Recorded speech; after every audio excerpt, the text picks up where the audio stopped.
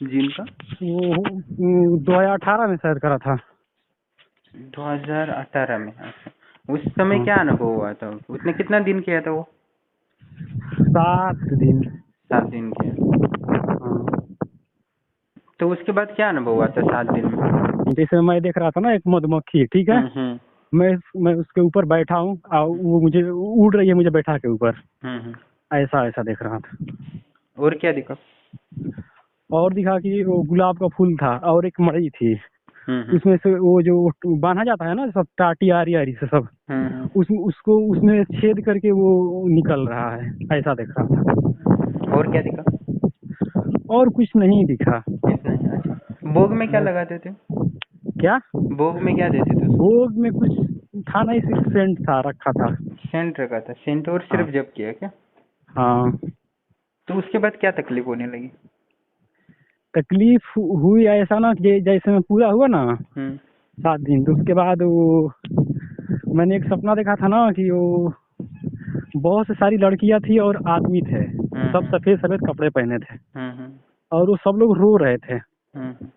कोई था उनको जो जो आदमी थे, हम्म। उनको कोई ऐसे पकड़ के मार दिया, ऐसे वो पता नहीं कहाँ चले गए। और जो लड़कियां थी वो रो रही थी सब। हम्म। और उसके बाद मेरा तबीयत खराब हो गया। हम्म। उसके बाद ऐसा उस वक्त हुआ ना कि लगा कि मैं बचूंगा नहीं। हम्म। इतना तबीयत खराब हो गया, फिर सही भी हो गया कुछ टाइम बाद।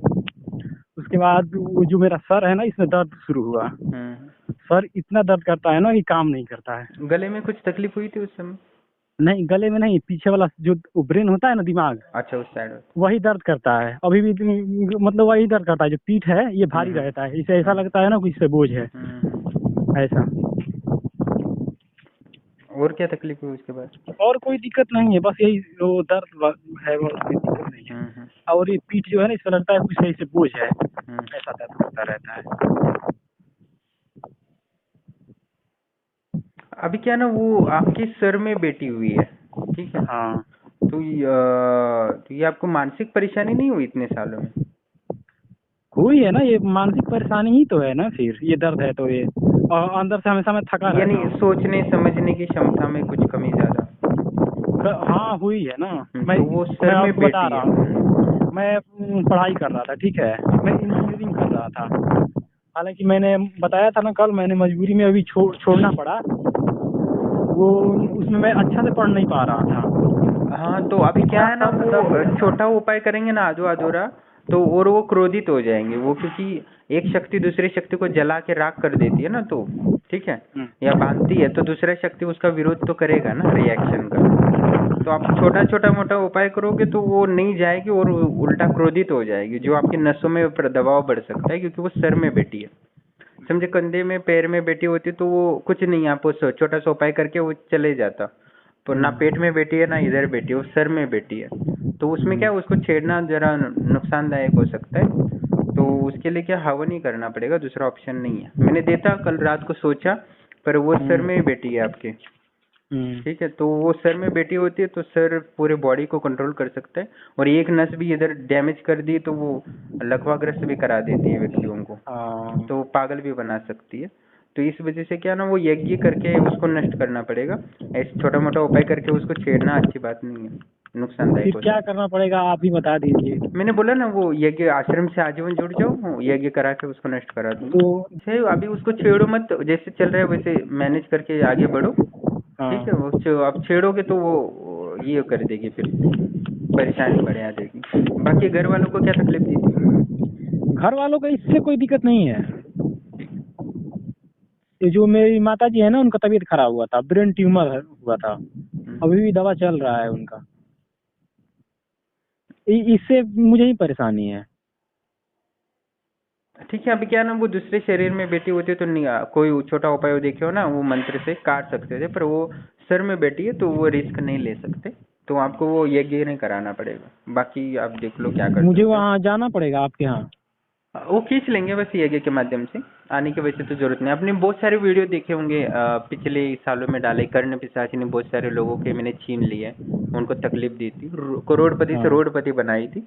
ऐसे ऐसे साधकों के मैं आपको कर्ण बता रहा हूँ ना, पिशाच ने छीन लिया हमने। पढ़ाई बहुत अच्छी थी, सब बेकार क्योंकि बर्बाद हो अधूरा गया सब। साधना करते हो तो बहुत नुकसान है। वो करोड़पति था, ठेका लेता था और उसका सारा कुछ बर्बाद हो गया। उसके जो ट्रैक्टर थे, वो मशीन थे, सारे बिक गए एकदम से, एक ही साल में कंगाल हो गया। वो अधूरा उपाय करके छोड़ नहीं सकते क्योंकि वो सर में बैठी, ठीक है। तो सर में ना बैठी होती तो मैं करो उपाय बता देता कोई ना कोई छोटा मोटा, तो आपको फ्री में हो जाता। कितने लोगों को जो एक्शनिंग वगैरह करके फंस गए थे उनको फ्री में कर दिया, ऐसा नहीं है कि नहीं कर। और अभी मैं वो कभी जिसका कभार डिफिकल्ट है तो उसके लिए तो करना ही पड़ेगा ना, ठीक है। अब मैं गोली लिख के दूँ तो वो ठीक हो जाता है तो कोई बात नहीं, पर अभी वो तो ब्रेन का है तो ऑपरेशन ही करना पड़ेगा ना। हाँ सही तो सही गोली कह तो रहे हैं। काम नहीं करना पड़ेगा, गोली काम नहीं करेगी, गोली और नुकसानदायक हो जाएगी, ठीक।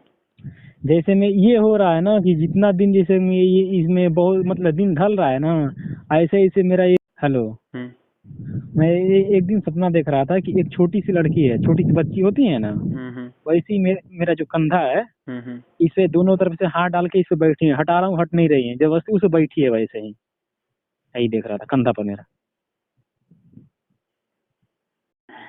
ठीक है। जब आप बोलेंगे तब मैं कर दूंगा, वो निकल जाएगा चेन आपके जीवन से, चिंता करने की जरूरत नहीं है, ठीक है। All the best. कितने लोगों को निकाल दिए। ठीक है, फिर व्यवस्था करने के बाद कॉल करूंगा। Okay, all the best. ठीक, थैंक यू।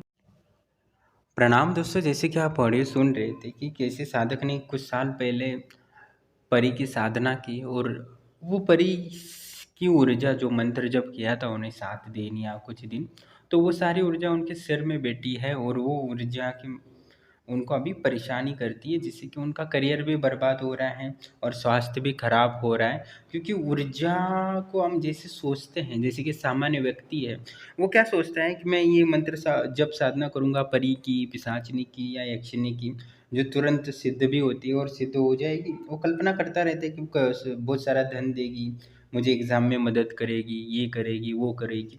पर उसको ये नहीं पता होता कि जो ये शक्तियाँ होती हैं उनकी भी कुछ इच्छाएँ होती हैं, वो भी उनकी भी महत्वाकांक्षाएँ होती हैं, वो भी अपना स्वार्थ सिद्ध करना चाहती है साधकों के द्वारा।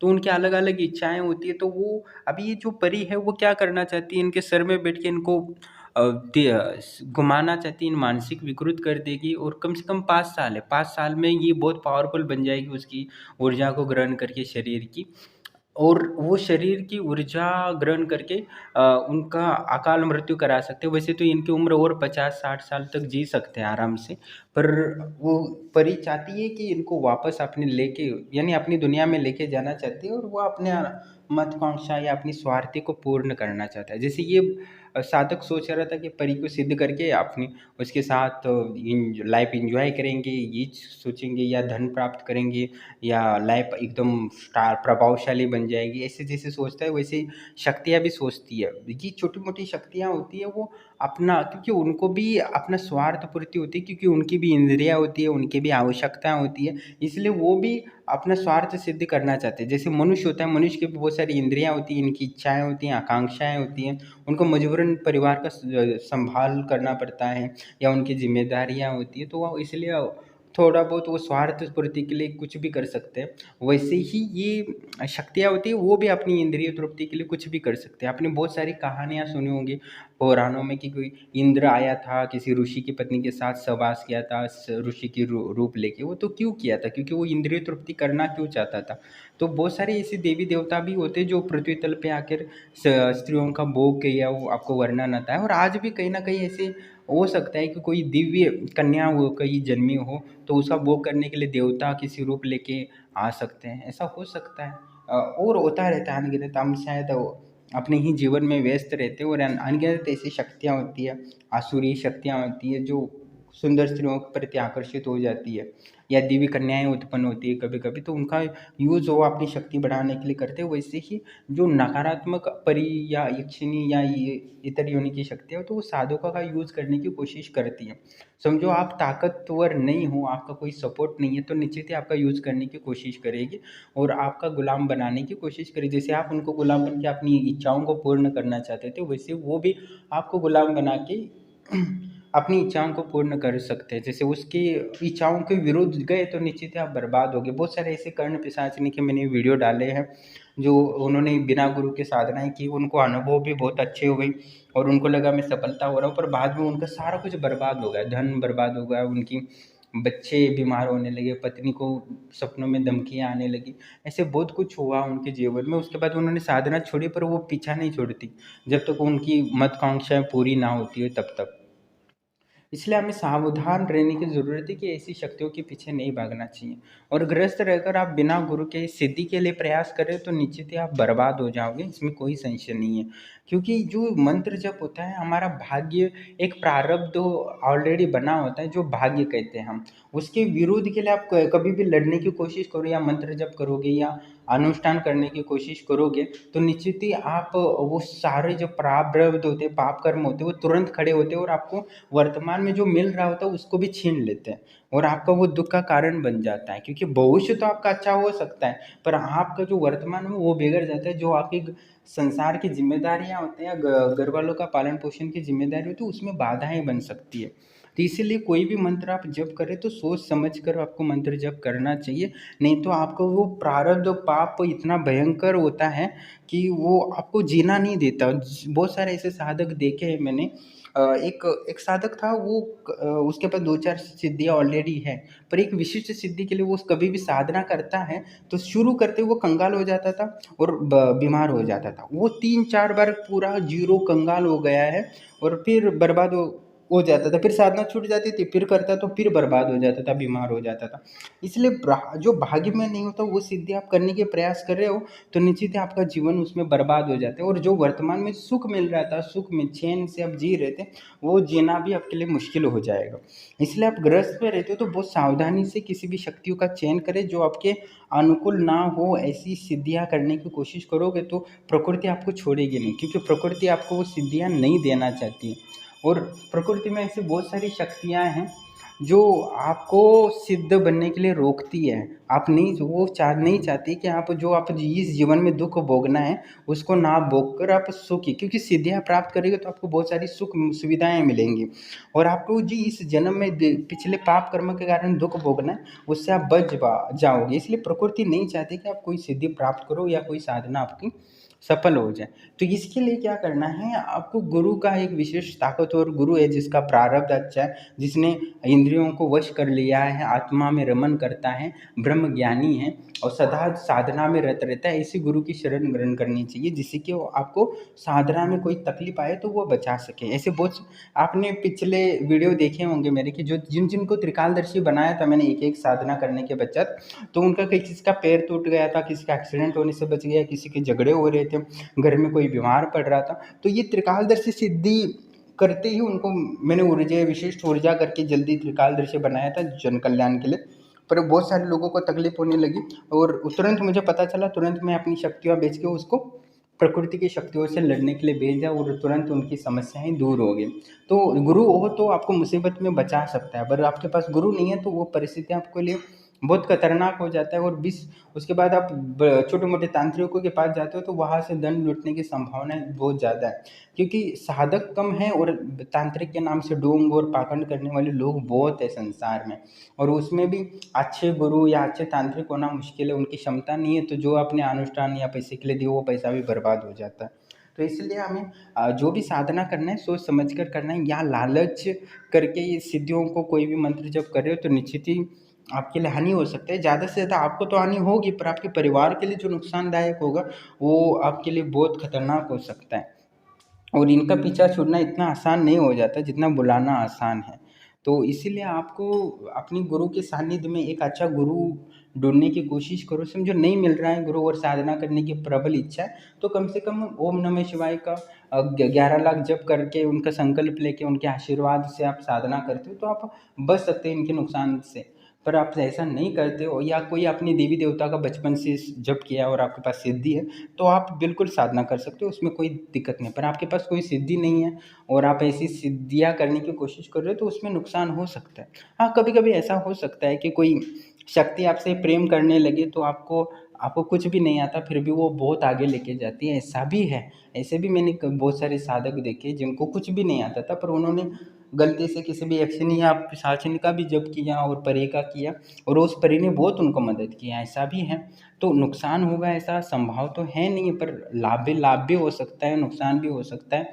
अगर ये भाग्य पर निर्भर है कि क्या होगा क्या नहीं होगा, क्योंकि मैंने कहा कि शक्तियों के भी मन बुद्धियाँ होती है, वो अब क्या चाहती है क्या नहीं चाहती वो उन पे उनका निर्णय है। किसी किसी को तो भूत प्रेत भी मिला है, मैंने बहुत सारे वीडियो डाले, प्रेतनी भी सिद्ध हो गई है तो भी उनको माला माल कर दी है। तो कुछ भी हो सकता है, कहा नहीं जा सकता। तो इसलिए हमें सावधान रहना चाहिए और ज़्यादा साधना तो छोड़ा नहीं जा सकता। मैं तो इसके खिलाफ हूँ कि आप डर के साधना छोड़ दो। हाँ, ये है कि आप सावधानपूर्वक साधना करने की कोशिश करो और अपने भाग्य को प्रबल बनाओ। पर इसके मतलब ये नहीं है कि आप ज़्यादा से ज़्यादा साधना कर रहे हो और अपने प्रारब्ध और पापों को काटने के चक्कर में आप अपनी वर्तमान स्थिति को बिगाड़ रहे हो। क्योंकि वर्तमान में जो भोगना है शांति से, अभी 3-4 साल में आपका एक्सीडेंट होने वाला है छोटा मोटा, तो आप जब करने लगोगे तो वो प्रारब्ध अभी आपको नुकसान पहुंचाने लगेगा कि आपको पाप भोगना पड़ेगा। क्योंकि क्या होगा कि अभी आप साधना वगैरह करोगे तो वो जो एक्सीडेंट होने वाला है वो नहीं होगा, तो प्रकृति को तो आपको दुख देना है, तो वो दुख कौन भोगेगा? तो वो क्या करती है प्रकृति, आपको इसी जन्म इसी वक्त आपको परेशान करना शुरू कर देगी या बीमार करना शुरू कर देगी। तो इसलिए वो जब कर रहे हो तो बहुत सावधानी करना पड़ेगा, क्योंकि जब आप एक बार भी ओम बोलते हो तो पूरा ब्रह्मांड पर असर पड़ता है, यूं ही नहीं असर पड़ता। तो ये बहुत ही ताकतवर होता है मंत्र जब हम इसकी ऊर्जा को समझते नहीं, इसका असर कितना होता है क्या होता है ये किसी को पता नहीं है।